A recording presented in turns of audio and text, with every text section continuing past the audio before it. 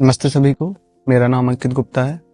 मैं डीयू से MSc physics कर रहा हूँ और मैं गीता सत्रों से लगभग 1 साल 8 महीने से जुड़ा हुआ हूँ। और गीता सत्रों में जुड़ने के बाद ही एक तरीके से मैंने अपनी जो भी कुछ मैंने पढ़ा है अभी तक उसको अप्लाई कर पाता हूँ, उसका यूज़ कर पाता हूँ। इस गीता सत्रों से जुड़ने से पहले बहुत कन्फ्यूजन होती थी। यूट्यूब पे कुछ देख लिया तो भ्रमित भी हो जाता था, कोई स्यूडो साइंस, कोई ऐसी बात जिसका कोई आधार भी ना हो। जबकि एक एमएससी फिजिक्स का छात्र होने के वजह से मुझे इन चीज़ों को समझना चाहिए, पर इतना तो अप्लाई होता नहीं। सिर्फ पेपर के लिए पढ़ा और पास हो गए।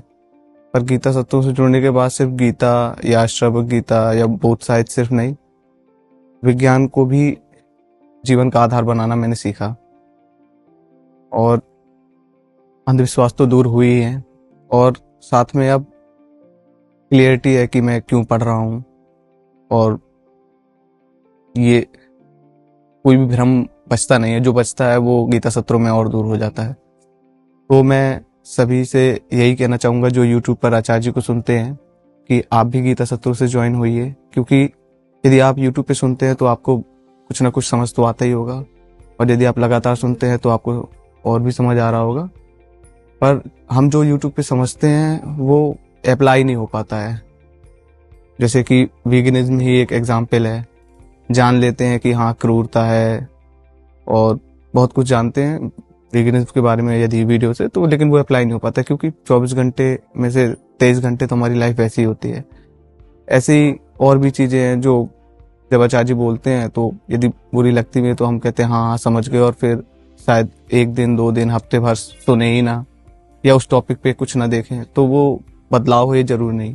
आप यदि गीता सत्रों से जुड़ते हैं तो यहाँ आपको लगातार लाइव सेशन मिलते हैं। लाइव सेशन देखने के बाद आपको अवलोकन लिखना जरूरी होता है, फिर बोध कार्ड दिया जाता है रोज, और उसी से संबंधित हमारे एग्जाम भी होते हैं। एग्जाम जिस दिन सेशन नहीं होता है लाइव सेशन, उस दिन एग्जाम होते हैं, तो आपको बचने का कोई मौका नहीं दिया जाता। और जो सीख है वो आपके जीवन में गहराई तक उतरती है। तो मैं सभी से यही कहूँगा कि आप यदि आपको यूट्यूब पे सुनते हुए अब काफ़ी समय हो गया है और आप गीता सत्रों में आए। धन्यवाद।